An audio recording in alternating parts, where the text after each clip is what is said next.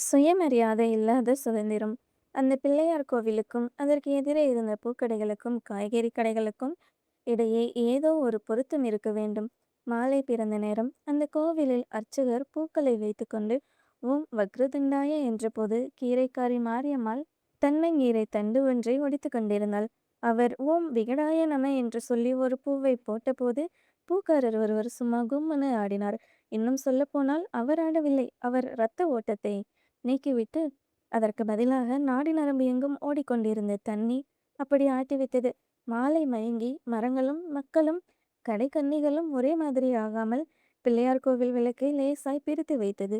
மத்தியான வெயிலுக்காக சற்று தொலைவில் உள்ள தூங்குமூஞ்சி மரத்தருகே நிறுத்தி வைத்திருந்த வண்டியை தள்ளிக்கொண்டு சின்னானும் அவன் மனைவி பார்வதியும் பஸ் நிலையத்திற்கு அருகே வந்தபோது, "தோ அந்த சோமாரி நெஞ்ச பார்த்து நீட்டா உழுத்துப்பா, தத்தேரி கைத இந்த வான காதுல ஏறல" என்றாள் பூக்காரி தாயம்மாள். வாய் பேசினாலும் கைகள் அவை பாட்டுக்கு சாமந்தி பூவை கட்டி கொண்டிருந்தன. உடனே சின்னான் மனைவி, "நானும் தான் உனக்கு எத்தனை வாட்டி சொல்றது, 6 வயசு பையனை அம்மனமா விட்டா எப்படி? டே சோமாரி, நெஜார் போடேண்டா" என்று சொன்னபடியே வாழைப்பழங்களை வண்டியில் பரப்பினாள். நிஜார் போடாத அந்த சிறுவனின் உடம்பை பார்த்ததும் பழக்கார பார்வதி எதேச்சையாக தன் கிழிந்த ஜாக்கெட்டை நெய்ந்த புடவையால் மூடிக்கொண்டாள். நிஜார் போடாத அல்லது போட விரும்பாத அந்த சின்ன பையன் நம்ம கிட்ட ராங் காட்டின கத்தியால கீச்சு போடுவேன் என்று சொல்லிவிட்டு பிறகு எல்லா மெட்ராஸ் ரவுடிகளையும் போல ஓடினான். சாலையின் பிளாட்பாரத்துக்கு கீழே பள்ளமான ஒரு இடத்தில் செருப்புகளை தைத்து கொண்டிருந்த சீனன், அதாவது சீனிவாசன் என்ற பெயரின் சுருக்கம், போதையில் ஆடிக்கொண்டிருந்த தாயம்மாவின் ஆம்புடியானை பார்த்தான். தாயம்மா கணவனை கடிந்து கொண்டிருந்தாள். "இனிமே காட்டி இந்த பிள்ளையாரப்பன் உன்னை கேட்கணும். நான் பூவில் சம்பாதிக்கிறத நீ தண்ணியில் விடுற." தண்ணிக்காரர் பதிலடி கொடுத்தார். "இன்னாமே படா பேஜர் பண்ற, உனக்காவா காலங்காத்தால மந்தையா பூ வாங்கின்னு வரணும்? நீ யாருக்கிட்டையாவது ஃபைட்டுக்கு போனால் நான் உதைக்கி போடணும். சும்மா ஒரு கிளாஸ் பூட்டா இன்னாமே?" உன்னை மனைவியை பார்த்து நோக்கி நடந்த பூக்காரரை சின்னான் தரதரவென்று இழுத்து கொண்டு போய் ஒரு தூங்கு மூஞ்சி மரத்துக்கு கீழே பொருள வைத்தான். தாயம்மாவிற்கு அருகே பிளாட்பார கவருக்கும் ஒரு மரத்திற்கும் இடையே வைக்கப்பட்டிருந்த சதுரப்பெட்டியில் ஓணான் இலைகளை தவளை மாதிரி மடித்து கட்டி அதற்கு மேல் துளுக்கு சாமந்தி, சம்மங்கி, செவ்வரளி முதலிய பூக்களை அடுக்காக அழகாக கட்டி கொண்டிருந்த ராமன் கீழே குனிந்து அதட்டினான். "உங்க பொழப்ப பாருங்கம்மே, இவரே என்ன புச்சாவா குடிக்கிறாரு?" கீழே சமணம் போட்டபடி பூ கட்டி கொண்டிருந்த சாந்தியும் ஒரு காலை தூக்கி வைத்து அதிலே முகம் பதித்து ஆள் உயர மாலை ஒன்றிற்கு ரோஜா பூக்களால் அச்சாரம் போட்டு கொண்டிருந்த துலுக்கானமும் தங்கள் புருஷனை அண்ணாந்து பார்த்தார்கள். ஒருத்திக்கு இப்போதுதான் அபாஷன் ஆனது, இன்னொருத்திக்கு 7 மாதம். அவர்களின் பார்வையை புரிந்து கொண்ட அந்த 2 பொன்னாட்டிக்கார ராமன், மனுஷனா குடிக்கத்தான் செய்வான் என்று தன் பாட்டுக்கு சொல்லிக்கொண்டு எதிரே நின்ற வாடிக்கையாளரை பார்த்தான். "எத்தனை மயம் சாமி? முழம் எவ்வளவு? சாமந்தி 50 பைசா, சம்மங்கி 60 பைசா. நேத்து 30 பைசா தானே? இன்னைக்கு சிவராத்திரி சாமி, அதுக்காக இப்படி அநியாய விலையா?" புரண்டு கொண்டிருந்த புறநானூற்று வீரனான புருஷனை பார்த்தபடியே தாயம்மா இடைமறித்தாள். "எங்க பொழைப்பு எப்படி சாமி? மழை வந்துட்டா அம்புட்டும் அழுகிடும், அப்போ எங்க போய் முட்டிக்கிறது?" வாடிக்கையாளர் தயங்கி கொண்டிருந்த போது, "இங்கே வா சாமி, என்கிட்ட ரோஜா பூக்கிது, தாமரைக்குது. உன்னோட சட்டைக்கு இந்த ரோஜா மேட்ச் ஆகும்" என்ற குரல் கேட்குது. எல்லோரும் திரும்பி பார்த்தார்கள். தாயம்மாவின் பலகை கடைக்கு 10 அடி தள்ளி ஒட்டை மேஜை ஒன்றில் வண்ண வண்ண பூக்களை வைத்தபடி கண்களை வெட்டி கொண்டிருந்த சரோசா ஒய்யாரமாக சிரித்தாள். 22 வயதுக்காரி, வெளுத்த செவ்வரிலி நிறம், சம்மங்கி பூவின் சாயல், சாமந்தி பூ குவியல் போன்ற அடர்த்தியான தலைமுடி. அவள் பார்வை தாளமாட்டாது வாடிக்கையாளர் ராமனை விட்டுவிட்டு அவள் அருகே போய் நின்று ஆண்டவனுக்காக பூ வாங்காமல் தன் சட்டைக்கு மேட்சாக ரோஜா பூவையும் உதட்டுக்கு மேட்சாக அவள் கன்னத்தையும் மாறி மாறி பார்த்து கொண்டே நின்றார். இதற்குள் தாயம்மா சின்னானை அர்த்தத்தோடு பார்த்தபோது சின்னான் ராமனை பார்த்தான். சரோசா அந்த வாடிக்கையாளர் சட்டையில் ஒரு ரோஜா இதழை தன் கைப்பட மாட்டினாள். எல்லோரும் கண்களை சிமிட்டியபடி ஆகாயத்தை பார்த்தார்கள். பொதுவாக ராமனிடம் பூ இல்லாவிட்டால் வேண்டிய பூக்களை தாயம்மா ராமனிடமே கொடுத்து வாடிக்கையாளரிடம் கொடுக்க சொல்லுவாளே தவிர ராமன் கிராக்கியை கூப்பிட மாட்டாள். ராமனும் இப்படித்தான். ஒரு தடவை பூவோடு பூவாக விற்கட்டும் என்று வாழைப்பழங்களை வாங்கி வைத்திருந்தான். வண்டிக்கார சின்னான், "என்னோட சேல்ஸ் பூடும்பா" என்று சொன்னபோது ராமன் தான் வாங்கி வந்த பழங்களை சின்னானிடமே கொடுத்து விட்டான்.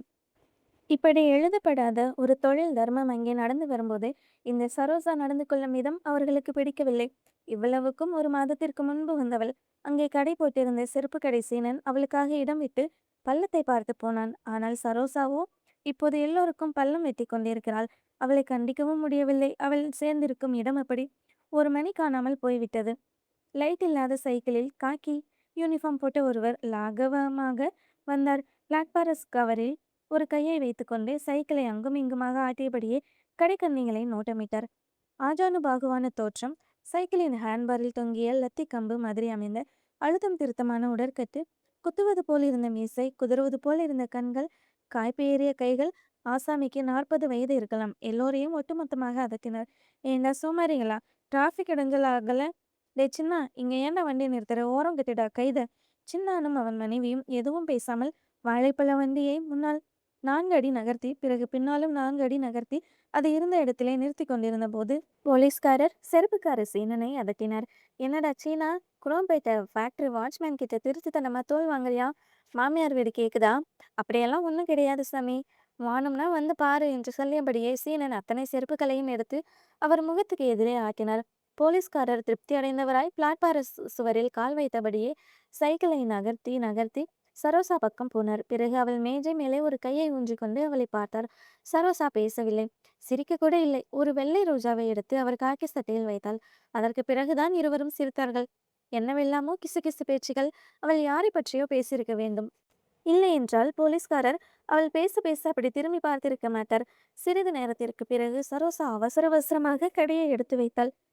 கடையை கொஞ்ச நேரம் பார்த்துக்கணும் என்று எல்லோருக்கும் ஒட்டுமொத்தமாக உத்தரவு போடுவது போல் பேசிவிட்டு போலீஸ்காரரின் சைக்கிளில் பின்னால் ஏறிக்கொண்டாள். அந்த சில்லறை கடைக்காரர்களின் தலைகள் போல் சைக்கிள் சக்கரங்களும் சுழன்றன. கீரைக்காரி மாரியம்மாள் கொதித்தாள். இப்படியே விட்டுக்குன்னு போனால் அவன் எல்லாரையும் படுக்க சொல்வான். அவளை மட்டும் கவனிக்கப்படாது, அவனையும் சேர்த்து கவனிக்கணும். தட்டுக்கிட்ட மூதேவியால நம்ம எல்லாருக்குமே ஆபத்து வந்திருக்கு. நேத்து பார்வதியை கூப்பிட்டான், நாளைக்கு துலுக்கானத்தான் கூப்பிடுவான், அப்பாலே சாந்தியை கூப்பிடுவான். இந்த சரோசா மூதேவி பண்றதுனால அவன் எல்லா ஏழை பொம்மனாட்டியும் கூப்பிட்டா வந்துரும்னு நினைக்கான். இந்த நினைப்பை நம்ம மாத்தி காட்டணும். அவன் நெஞ்சில கீரை மஞ்சாத்தத்தை எடுத்து அவன்கிட்டயே தின்னு கொடுக்கணும். அப்போதான் என் மனசு ஆறும். பேசிய வாய்கள் மூடிக்கொண்டன. வெடித்த எரிமலை சிறிது விட்டு கொடுப்பது போல சைக்கிளில் சரோசாவும் போலீஸ்காரரும் திரும்பிக் கொண்டிருந்தார்கள்.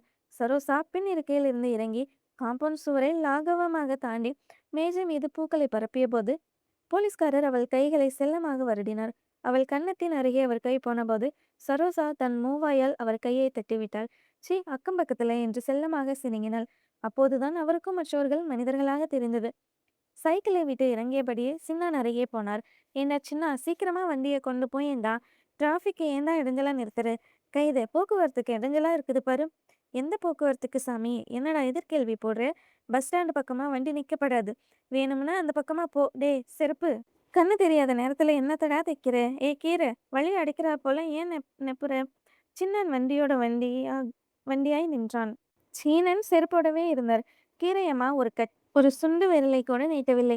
அந்த போலீஸ்காரருக்கு அவர்களின் பராமுகம் தன் முகத்தை மேலும் கீழுமாய் ஆட்ட வைத்தது. பிறகு அதுவே தன்மானமாகியது. இறுதி எச்சரிக்கையாய் கேட்டார். சொல்றது காதுல விழல? டே வண்டி கைத, வண்டியை தள்ளியா இல்லையா? சின்னான் இப்போது சவால் விட்டான். அட சும்மா நிறுத்து சாமி.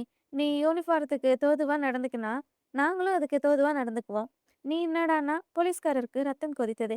மிரட்டலோடு கத்தினார். என்னடா திட்டம் போட்டு பண்றீங்களா? நாளைக்கு பார்த்துக்கலாம். இந்த இடத்துல உங்க கடை இருந்தா நான் தொப்பியை கழட்டி வச்சிடுறேன். போலீஸ்காரர் எல்லா விவரங்களிலுமே அனுபவஸ்தர். புரிந்து கொண்டார். இது தனியாக கவனிக்கிற சமாச்சாரம் இல்லை. சரோசாவை பார்த்தபடியே சைக்கிளை உருட்டி பிறகு அதில் ஏறிக்கொண்டு பெடல்களை அழுத்தினார். மறுநாள் மாறாட்டமாய் வந்தது.